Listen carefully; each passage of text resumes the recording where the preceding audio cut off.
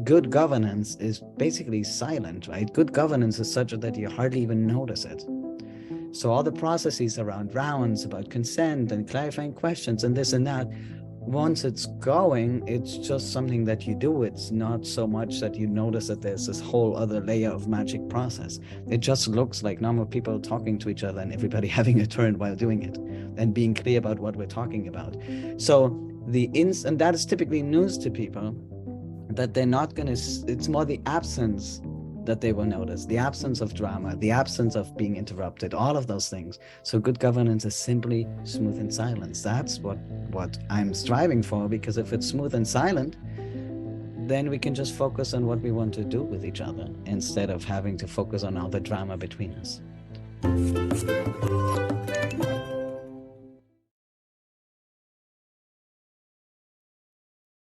All right, so greetings to everyone joining us on Zoom as well as Facebook Live. This is the Using Sociocracy to Support Harmony and Connection webinar with Sociocracy for All's Ted Rao and Jerry Koch-Gonzalez.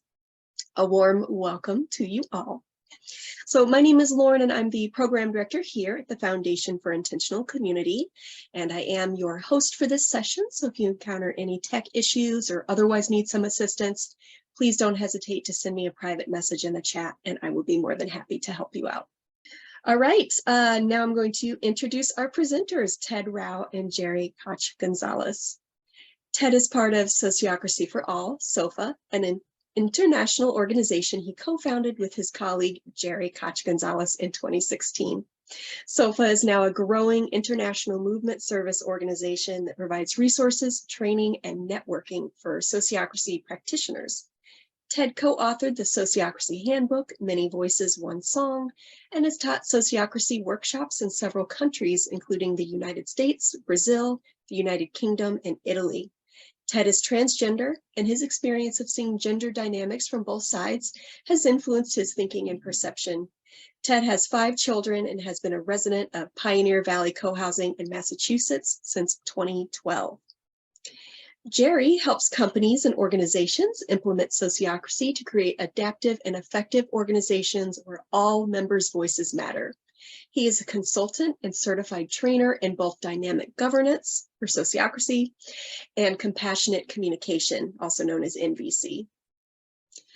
He has been a board member of the Institute for Community Economics, United for a Fair Economy and Class Action, and a trainer with the Movement for a New Society, the National Coalition Building Institute, Diversity Works, Cambridge Youth Peace and Justice Corps, Lesley College Center for Peaceable Schools, Boston College Center for Social Justice, the Association for Resident-Controlled Housing, and Spirit and Action. And with that, I'm going to hand it over to Ted and Jerry. Thank you both for sharing your wisdom with us today. And over to you, gentlemen. Thank you. Thank you, Lauren, for having us. So I'm going to start. This is today about sociocracy to support harmony and connection. So here we are. You already heard about Jerry and me, but for the sake of the people who want a visual for that, there you go. One little comment is, here's an update. Pioneer Valley Co-housing is the community where we live, but it now has a new name, Cherry Hill Co-housing. So we already updated that, but we didn't tell you, Lauren. About this event, we, of course, know, as Lauren was already alluding to, it's not always easy to be in a community together. And we will look at several topics that create tensions here and there, and some of the answers that sociocracy is giving. Sociocracy is the same as dynamic governance. They're used interchangeably, and we'll just weave our explanations of how it works here and there into the things that we're saying. And I also want to be clear that sociocracy is not a kind of all-powerful tool. It helps with a lot of things around governance, but it really also needs, of course, strong communication, good conflict resolution, and so on. And we'll only focus on the governance angle of that here. So we will approach it from the governance lens and look at all the other things where they might come in, but really that is our focus. And we will go through these 5 tensions yes, 5 tensions, and just take turns and also tell a few stories along the way that show what we're talking about. So Jerry is going to be first with the first tension. Okay, so the first, who decides what? One of the aspects of sociocracy is, we all, and many organizations, is we work in teams and small groups that have a particular focus. And being very clear, where does the area of responsibility for our team end and the area of responsibility for a different group start? So if you're trying to create a community, you might have an outreach group, a marketing group, and a sales group, people who are actually buying into the community. So you want to have that distinction. Where does the people who are trying to do the outreach and attract people to the community then turn over the people they have attracted to the community to the group that's going to take the next step? So you want not to have the overlaps, as you see in the very in the top little diagram, where there's two teams that have overlapping functions, and so they can get confused. You have also the possibility of two teams with a missing link in between. For example, in my community, when sometimes the membership circle would bring in a new member, they sometimes didn't often tell the finance people that the new member had arrived and could start collecting dues from that person. So there was a gap in communication there. So what we're looking for is teams that are really clearly connected to each other, the handoff between one and the other as an issue moves through from one to another group in the work. And to the next slide. Here is here's kind of the standard diagram of what we would look at in sociocracy or dynamic governance about how we organize, how we are structured. You can, in this frame, you can see the top circle here, what we call the mission circle of the board, the coordinating circle, and the different departments or sectors of your community, be they the people, the land, the machines, and the buildings. So each one of these has their own domain of responsibility, and that's the piece that we were just talking about, the clarity of domains of separating the different groups. If you're not clear on the domains of each group, then it's inevitable that you will wind up having conflict as you drop things or you double do things, or you are doing things in different ways from each other. And you'll take that to just stories about that. Common house closing. This is one of those that many of us who have a shared building and have dealt with COVID have had to decide, because now we as a community, we're a government that also has to decide whether to keep our facilities open or closed, masking or not. And there's been a number of different communities that have struggled over which team or the whole gets to decide when and how long and in what conditions to close the common building. If you don't have a clear agreement on that, you are going to head into conflict. Another one is community name. Let's see.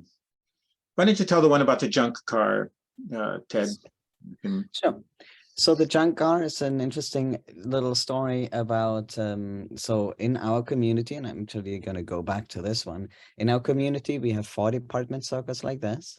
We happen to not have a mission circle like this.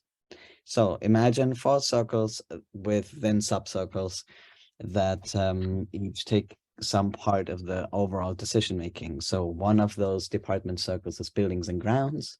One of them is common house circle. One of them is community life. And then there's one for plants and animals and so on. So what happened one day was that somebody sent an email to the whole community on a listserv saying, I want to put my junk car at the end of the driveway. Can I do that? In a sociocratic system, asking the listserv is always not the best idea, because ultimately some circle has that decision in its domain and will make a decision. So asking 100 people isn't so super useful. But what happened then was that I was at that point the kind of the coordinator of this coordinating circle.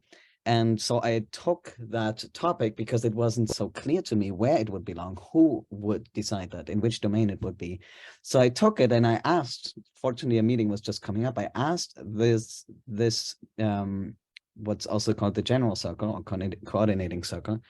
And you can see there's two people from each of these department circles is present. So I had two people from the plants and animals circle, two people from common house, two people from community life, and two people from buildings and grounds. And I asked them, who's going to decide about the junk car? And in that case, nobody really knew. So we had to just make a fairly arbitrary decision. But the cool thing about that was that now each of the groups, each of the circles, or the people from those circles were able to give feedback on what needs to be considered about the junk car. What was fascinating to me about that is that I hadn't been able to predict any of it. So for example, community life, somebody said, oh, this is going to be, our community, like that's kind of what people see on the public road, and the only thing they see about this community is a junk car that's not so super inviting. We don't like it, but it should really, only very temporary. Then the people from plants and animals were like, wait, that's right next to the raspberry patch. Is this thing dripping oil? Because we've been working hard on having organic raspberries here. Like a junk car is the last thing we want. And then buildings and grounds, that is also in charge of the roads, was saying, wait, is this going to block emergency access? Because that's in our domain. We just want to make sure that doesn't happen. So it was really interesting to see how it touched on several issues. And because we had those links, we call them, or delegates and leaders here, because we had them present, we were able to resolve it very quickly. And we then didn't decide whether the junk car would be allowed, but we decided who would take care of it and decide it. And I think back then, we put it into community life. Everybody consented, community life can decide, and then community life just made a very quick decision. And it shows you how we can, how we have a mechanism to decide who decides, and that is very clear. So that if there's a gap, if you've not predicted that there would ever be a junk car, you can close that gap together and really still be in alignment and have actually very clear image about going forward who decides what. And the community name. This is our story as well, as we shifted from Pioneer Valley co-housing community to Cherry Hill co-housing. It started off with a small group of people who self-appointed that they wanted to work on this topic. And what evolved over time was the clarity that there was lack of clarity of who was going to have authority to make the decision about the change of name. So if you think of a group of 50 people in a community or 70 people in the community trying to come to an agreement about a name, whether with the you don't have a basis of reasoning. It's, I like this, I like Cherry Hill, I like something else, I like Full Circle co-housing, I like it's such a personal choice of what your preference around names. But the name affects everybody in the community. So there were a number of people who said, well, this decision has to be made by the whole community together. And of course, this was happening during COVID time where we couldn't meet in person. So that was also a challenge. It was harder to sort of read each other emotionally. How would a group of 70 people make that decision? So there was not, it was unlikely that we would be able to make a simple decision by consensus or consent in such a large group. So we had to figure out what was the legitimacy of the decision-making process. So we had to come up with a consent about the process that we were going to use to make the decision. And we started off trying to have our coordinating team make that decision. And then that was challenged again, because we were not clear about the boundary between the coordinating circle and the full circle's authorities. And so we ultimately needed to get the whole community to accept the decision-making process that we were going to use. Then we could go through the process and eventually make that decision. So this is one of the reasons we like sociocracy, where we really try to avoid as much decision making as possible from the full plenary and into the coordinating circle or into one of the department circles, where a smaller group can take responsibility for the decision and still get the feedback that would be useful to make a decision that would be supported by most folks in the community.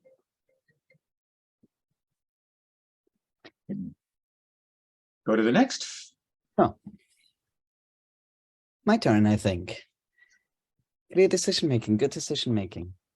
So the basic idea of decision making that is kind of baked into how sociocracy is built is that only decisions are good decisions that have really been well considered. And then, so when many people have been able to be heard in a decision, then it's possible to make a decision that lasts a little longer, right? Unless we knew that it wouldn't last so long, we kind of made a decision for short term, and we're willing to improve it. But sustainability really comes when there's when voices are heard, right? If somebody holds back on information because they're too shy to speak up, but they know that this thing that we're trying to decide is not going to work, that's simply not a good idea. So getting things out in the open and hearing all the voices becomes one of the principles. It also has to be clear when a decision is made. I'll get to that in a moment. And it also has to be clear what happens if somebody disagrees.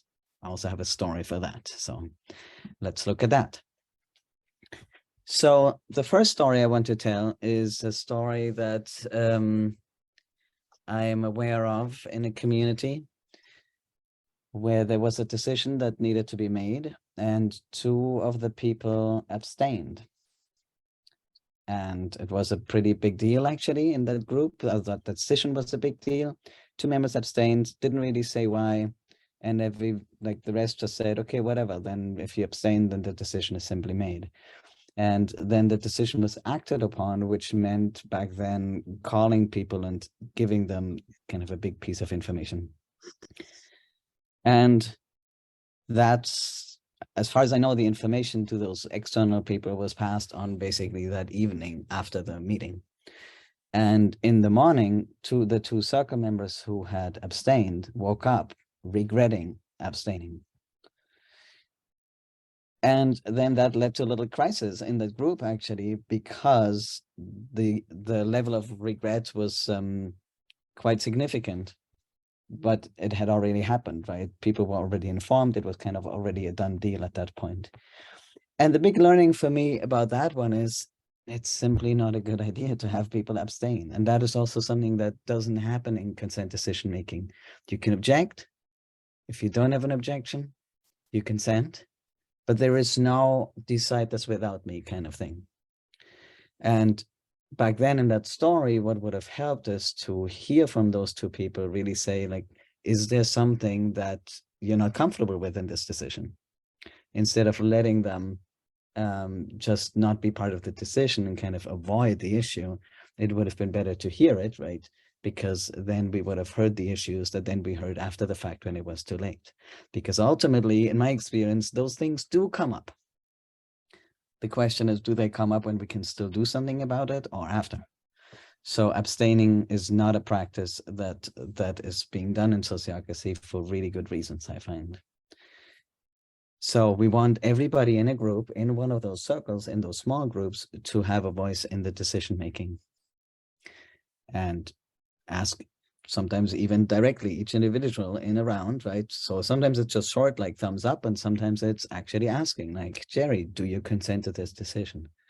And then the next person and the next person, so that we can be sure that we're not missing anything that people are sitting on. Another one, a shorter story, is I was part of a decision-making that honestly baffled me quite a bit, because it was supposedly a consensus decision. But what happened was that the facilitator asked a question, then waited for 5 seconds, whether any of the 30 people in the room would say something, and then said, okay, so as far as I read the room, everybody is okay with it. And I was absolutely shocked, because I was actually not okay with it, but 5 seconds were not enough to kind of sort my feelings and to raise my hand in a group of 30 people and say, no, actually, no.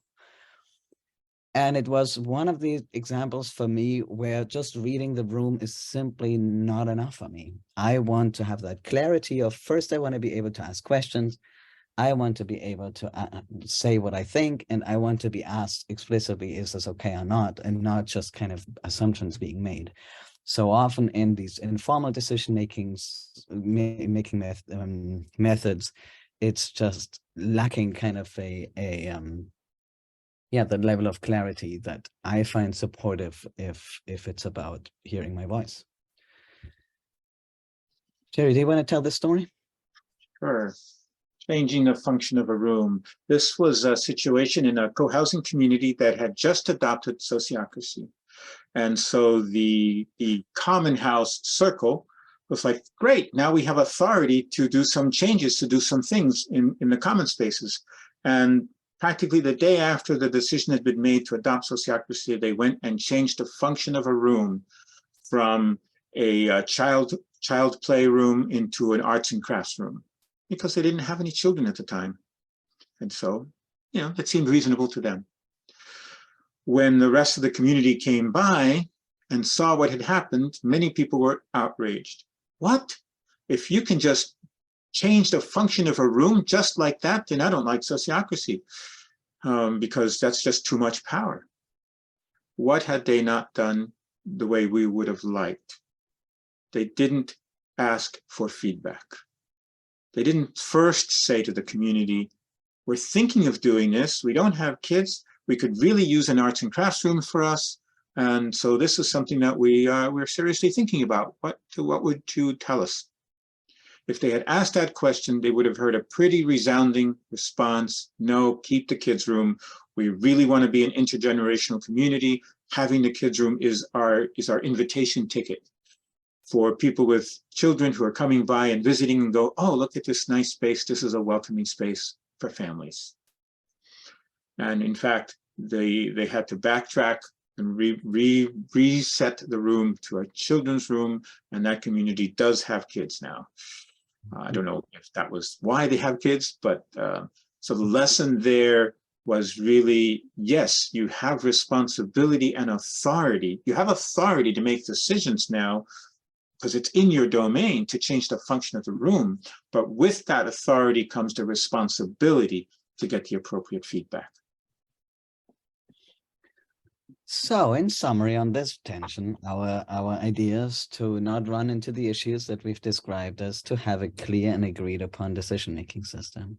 To be clear about what does it mean to make a decision? Can one abstain? What happens if somebody disagrees? What if somebody objects? All of those.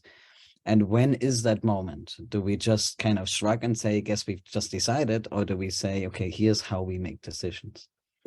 And train everybody on using that system. And then the other one is integrate voices from outside the circle and integrate objections, that all of those things as skills that can be learned. It's not rocket science. It's just that we don't happen to learn it in school, although I think we should. So we still have to learn it after, but it's very doable. Next one, what do we have? Oh no, actually here I have another little addendum, sorry, yes. And that is the thing that I referred to is the process that we use in sociocracy that I'm a big fan of. And that is if there is a proposal and it's now time to make a decision, right? When the person was reading the room, that's what I was missing, of just like, what's the process here? How do we know we just got to a decision?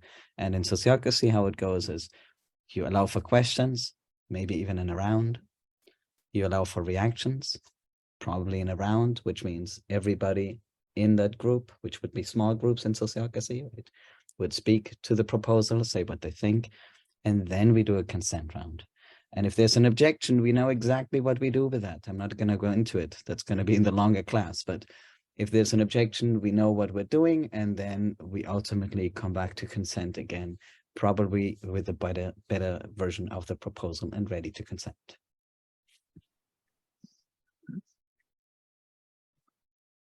So listening in meetings. If, when we are in a meeting, we all have our opinions. We would like to be heard. If we're not heard, then tensions will rise. So the more we can effectively listen to each other, the calmer we will all be together. and we can then take in and share the relevant information, and we need small groups for that, because when you have a group of 40 or 50, it's really hard to listen to everybody. You only listen to a few. So looking for that smaller group to be able to do the listening. And Ted, you want to share small group story?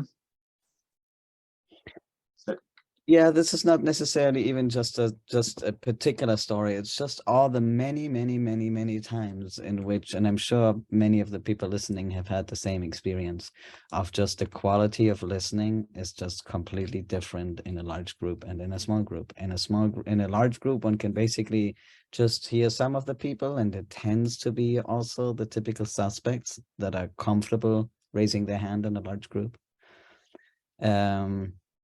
And in smaller groups, we can actually hear each other and have a completely different sense of trust and belonging with each other. So I guess we're all familiar with that. Go ahead. Oh, and having then a structure for the meetings is helpful. The very basic meeting agenda where you check in as you arrive. So you share with each other how you are arriving at the meeting together. You get clear about, do we have everybody present who we need to have present, take care of the business aspects of the meeting, consent to the agenda, deal with your items of the agenda, check out from the meeting and see how the meeting went for you. So having a really structured agenda process might seem like kind of rule bound to some, but it is what gives you the freedom to be present within the game. It's like the rules of the game allow you to enjoy the game. So have really clear process that helps you enjoy the game. And a key aspect that we always do in sociocratic meetings is the rounds. That's what keeps everyone's voice sacred. Everyone's voice matters. When you do the round, you hear from everybody.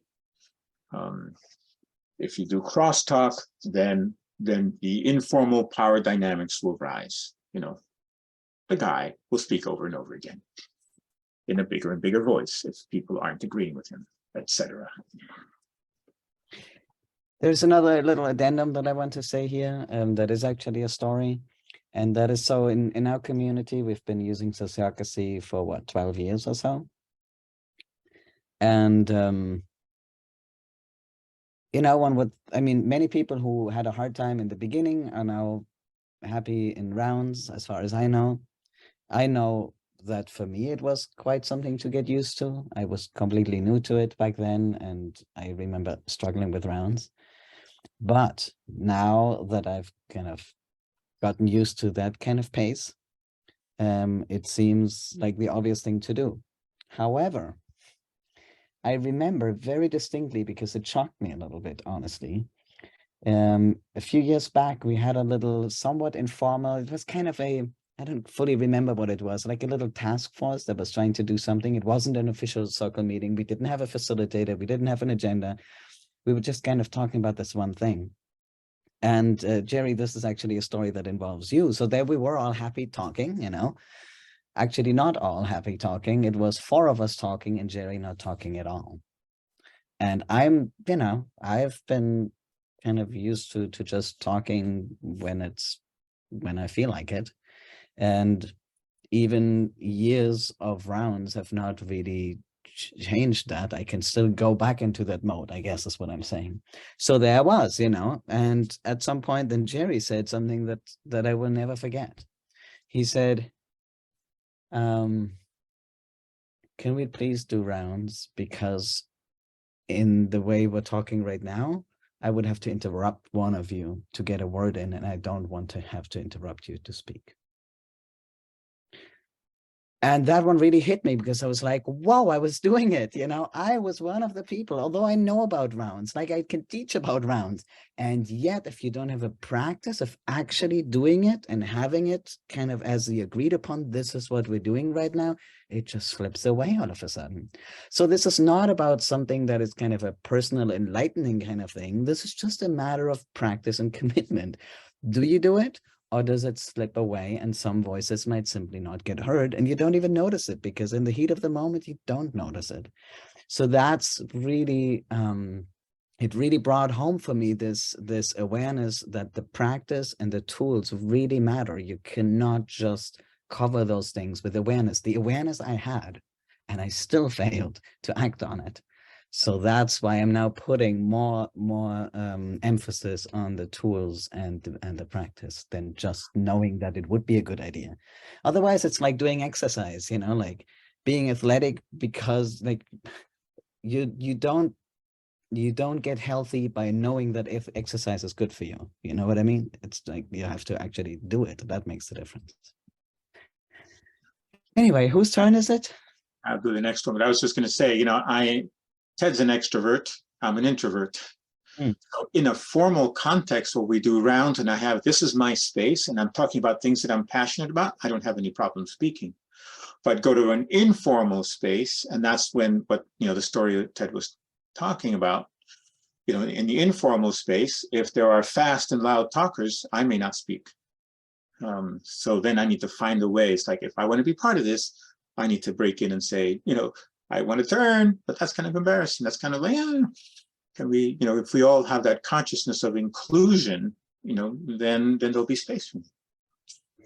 And you did speak up, right? I mean, you did eventually say it. Not everybody would. Many, many, many people would just walk away and roll their eyes and say, oh, these, stupid people, they didn't even notice that I didn't speak. So I would have never heard about it. And that's quite shocking also. How many times does that happen? How many times then I'm complicit in a process, contributing to a process where that is happening and I never hear about it? So that's why I'm really, really big on tools. Complete. All right. Tension number 4, conflict engagement. Conflict happens. This is, in our community, we like to think that our Cherry Hill Co-housing is a fairly high functioning community. We have conflicts. We like to think that Sociocracy for All, we're all highly trained and skilled and, we've been doing this for a while. We have conflicts. So conflicts happen.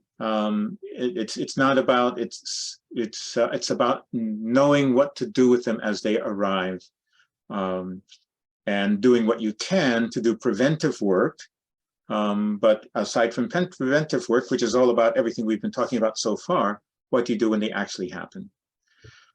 So 2 little stories here. One was, this is even before Sociocracy in my own community, we would have a meeting, and pretty frequently, John and I experienced tension between us. And I got into the habit of just saying to John as the meeting ended, hey, want to go for a walk? So we would walk around this little loop around our community and talk about the meeting and how it went and what was going on between us, so that we could clean the space between us, come back to center, come back to good connection between us, and see if we can, get better at it for the next time. The other story is pets. Oh, the whole issue of pets is one of the hardest ones in communities. We had to deal with outdoor cats, which was a very bloody mess, and we had to deal with dogs. So here was a situation where there were outdoor cats, and somebody had a dog that barked whenever a cat sat on the banister in front of their house.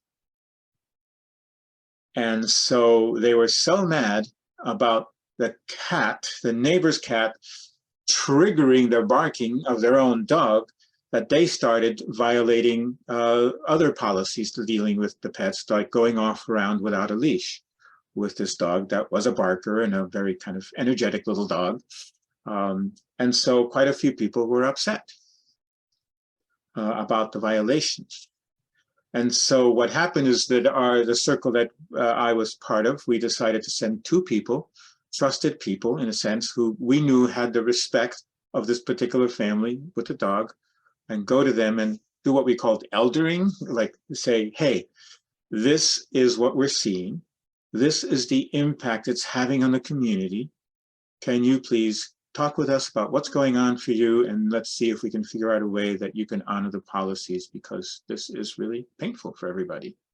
And so we sent that delegation of the 2 of us to talk to that couple. We had the conversation. They could hear it without, the shame and blame kind of place. It wasn't a public shaming. It was a private meeting. And we could talk through that and acknowledge, yeah, I get it that it's really frustrating that the cat sits there and triggers the dog barking. And that's not enough for you to go and, retaliate and do revenge, violation. And so they heard that and they stopped. They really changed their behavior on that. So our idea is this, connection before correction. Instead of just telling them that they're wrong and bad, go talk to them, listen to what they have to say, understand their concerns, validate their concerns, and then also still restate what you see as important from your perspective that you want to have heard.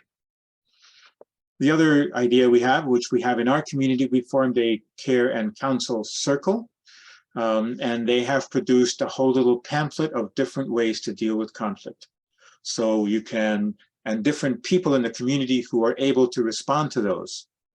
So there's a number of people who can do nonviolent communication. So you can invite them to help you out with a listening frame using nonviolent communication. There's other people who know Katie Byron's The Work, and you can invite them to help you with that. There's others who know Thich Nhat Hanh, listening process, and you can invite that process. There's people who know meditation and mediation. So we've got a set of options that we offer to people that they could make use of, and they do. I see a question on what happened to the cat and dog, and maybe we'll take that story in the question and answer period because it's a longer story. All right, hold on, let me just see. Okay.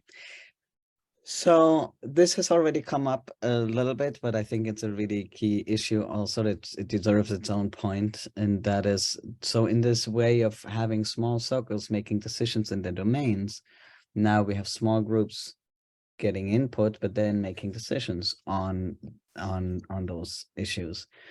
And that now means that there are now 12 committees or circles making decisions.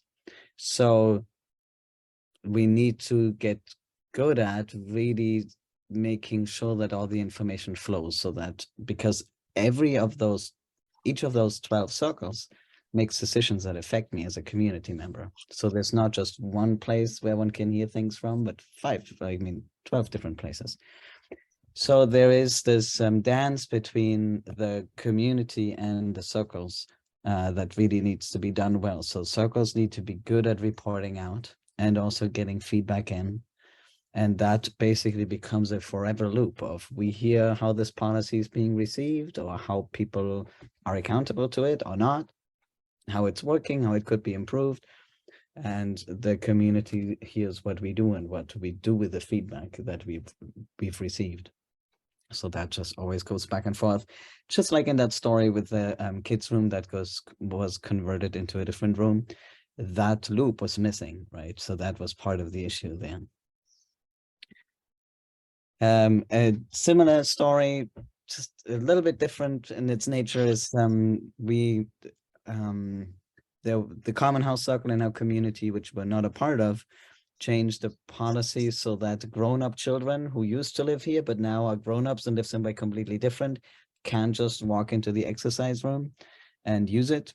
And there were reasons for that, but somebody was not reading Common House Circle emails, and his daughter or son went there, and somebody kind of pointed that out.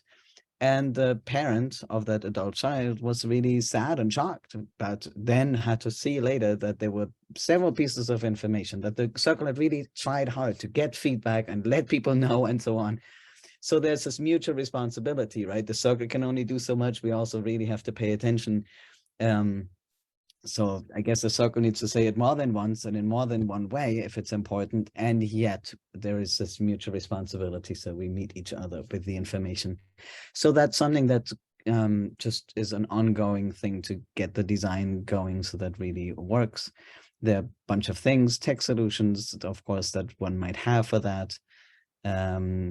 Also just practices and habits to harvest information, or transparent minutes, or all the minutes of all circles are open to everybody in the community, and we make sure that that is the case. Because if a circle makes a decision and I read about it and go like, what, you decided what? I want to be able to read back of how did they get to that decision, because most likely once I know more, it actually makes sense to me. Or at least I might have respect for the decision that was made. So typically people aren't total idiots, right? So typically the more you know, the more you understand.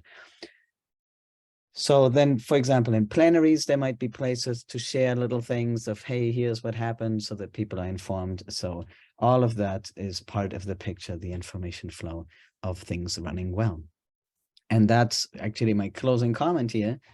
And that is another little story, actually, to enter into that.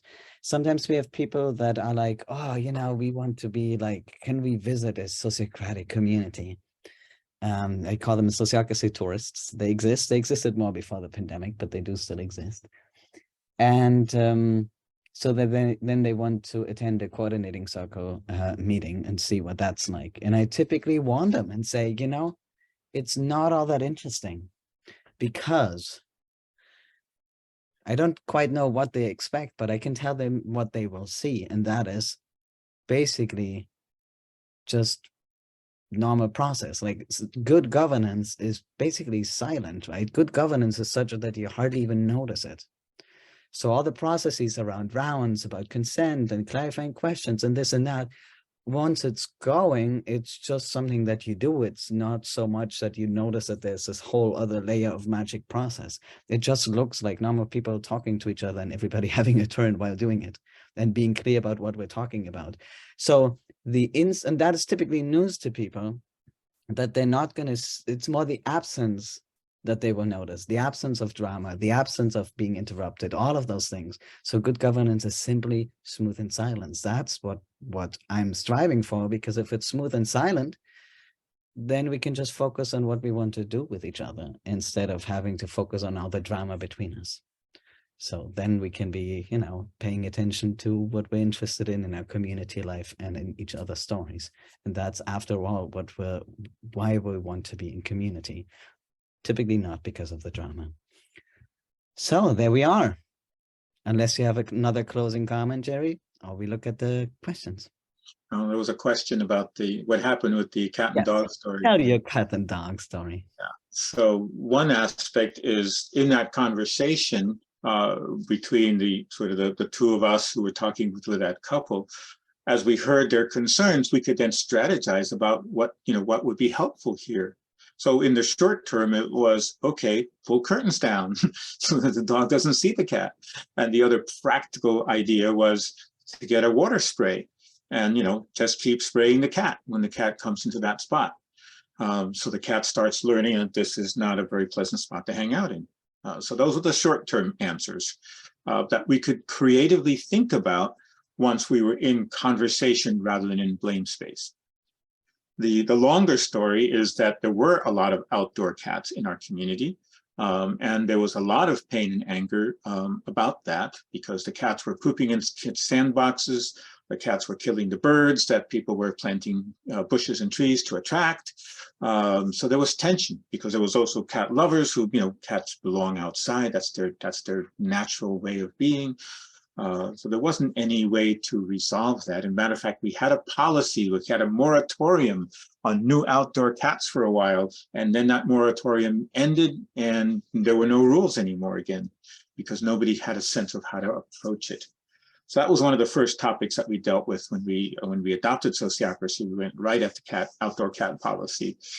And it involved talking to people, the people who loved the cats, the people who loved the birds, the people who the parents, the children. So interviews, surveys, coming up with a proposed policy, getting feedback, and making a decision, and even having to perhaps change it a little bit. And what I like to say is that what we came up with was a policy that most people did not like, because most people were either for or against. But it was a policy that everyone could live with, could work with, because it did limit the number of outdoor cats, but it didn't completely rule them out.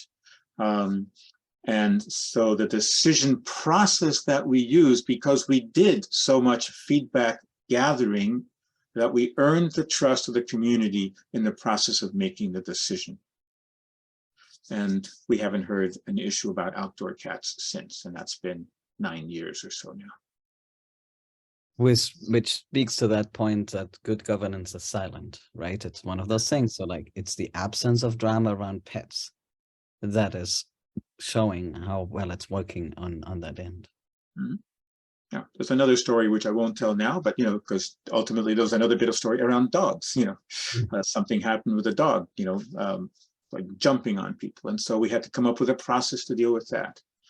And now having a process that we had to develop because it was a new experience for us. Now we've got a process, and we haven't heard issues on that front for a while.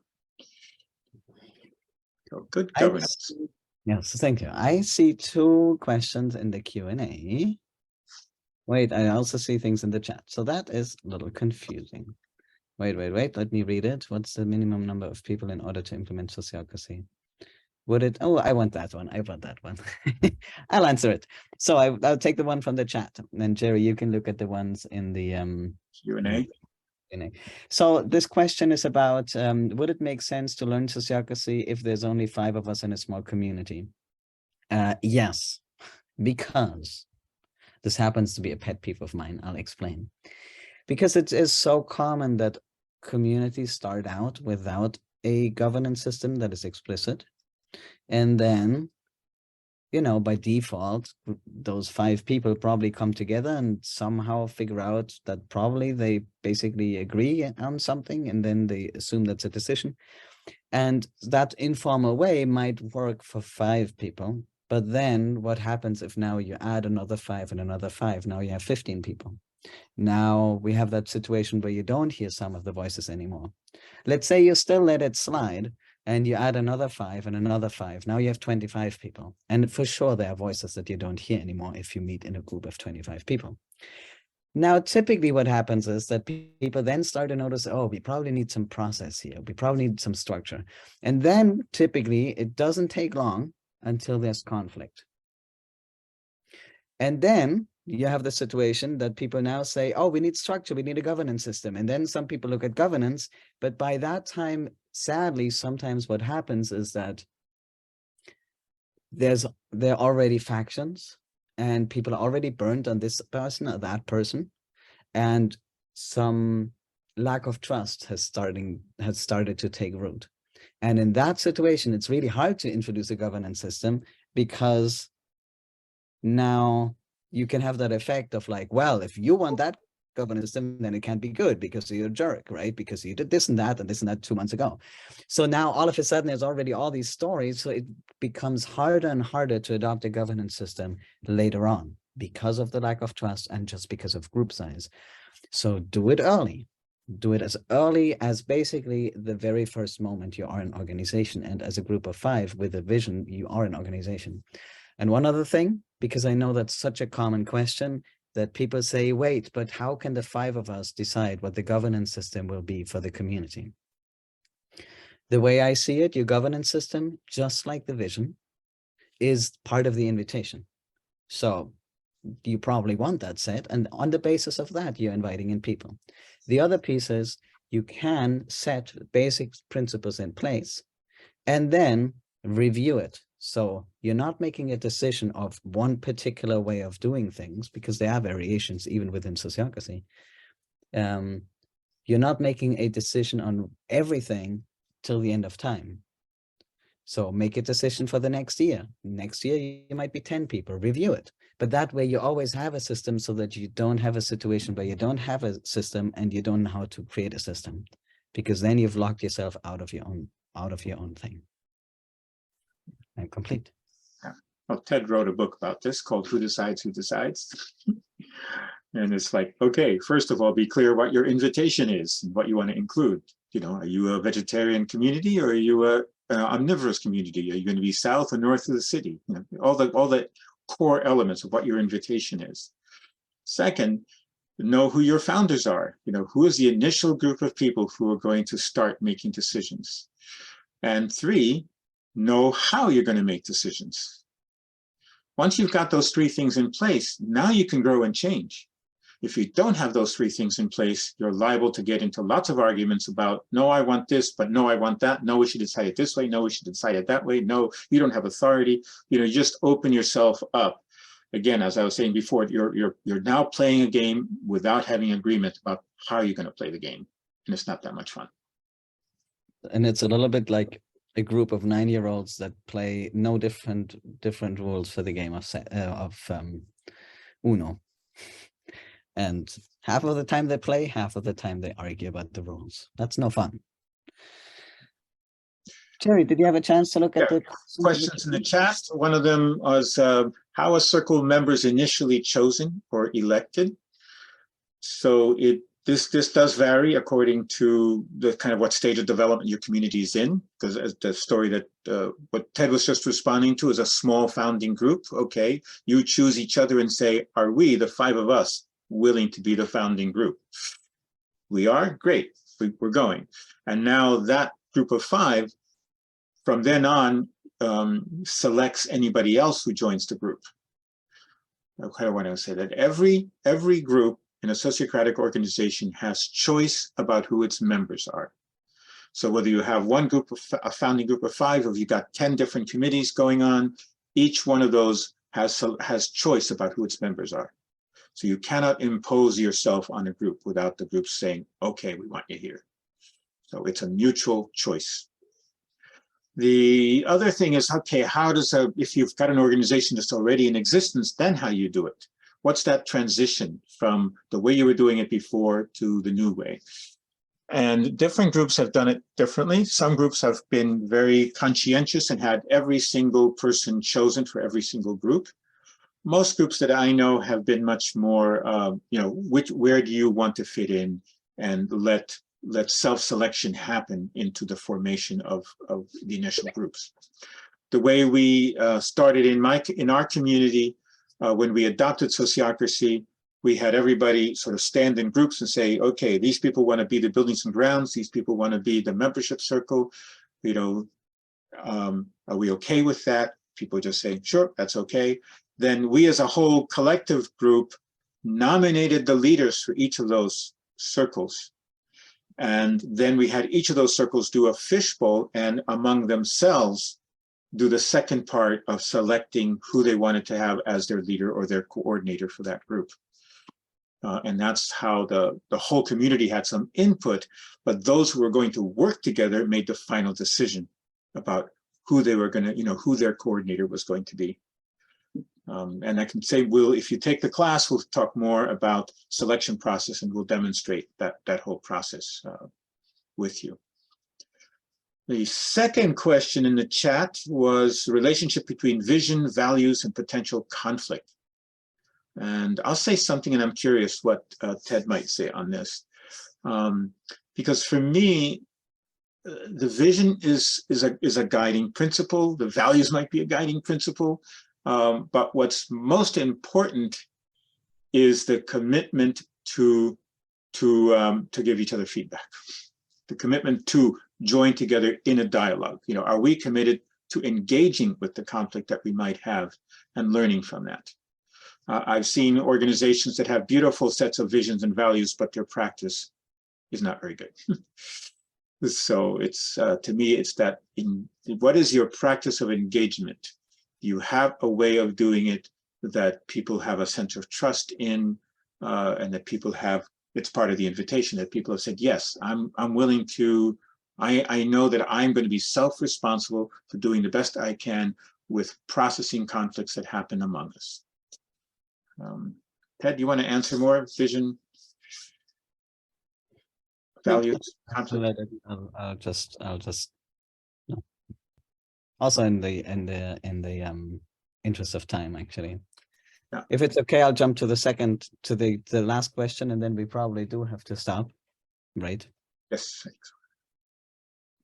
Now there's a new question that I don't think we'll have time for, but rounds in a plenary. So yes, as you have heard from us several times, Sociocracy is built on small groups, and everything can be done in small groups. So there is a plenary in our community, a plenary meeting about once a month. And that is typically for connection, for feedback, for just getting to know each other, for giving a circle feedback about something, hearing what circles are up to. So there's a whole different function. It's typically not a decision-making meeting. I can put something in the chat where I'm describing how the processes from Sociocracy can be used for plenaries, but just always keep in mind that's not what it was originally intended to do, because of the quality of listening and deliberation that is just so much better in small groups. So it is kind of using it for a different context than it was intended for. I think the last question is requires a more complex answer, or it's not actually a question, it's a statement at this point.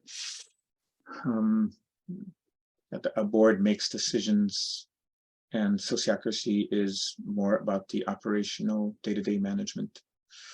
It doesn't have to be that separated, and there are ways to deal with that, but I think we don't have quite the time to respond if we're going to do the closing. And I do need to hop off because I've got another meeting sharply at the end of this object. Lauren, over to you. Awesome. Well, thank you guys. It's so great to have you join us again and to share all of your wisdom with us. Thank you very much for joining us. And I'm very much looking forward to hosting you two again for the Sociocracy for Communities course that starts in a few weeks. I did put a link to that in the chat with some more information about the early bird discount and where you can learn more. Also very grateful for you all for joining us today. I do hope that you got some helpful information from this session, and we do hope to see all of you again, if not in the course, in another online event. So that is all we have for you. So thank you all again. Please enjoy your day, and we hope to see you all again soon. Take care.